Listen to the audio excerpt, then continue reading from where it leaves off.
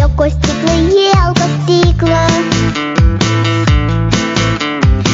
Am udat cu mâna noastră florile de pe fereastră.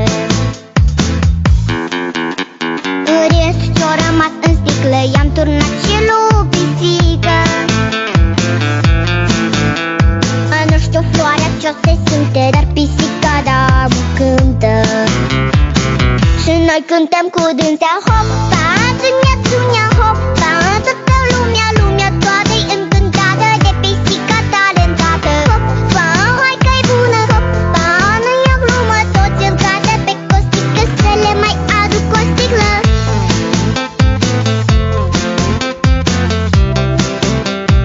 Să le mai aduc o sticlă.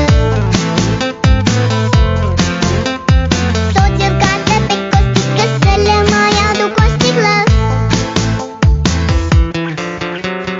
Peștișorii să nu tacă, le-am turnat și lor o leacă. Numai rațele din curte mute au fost și-au rămas mute. Nu știu ce o să fie mâine, dar acum la toți e bine.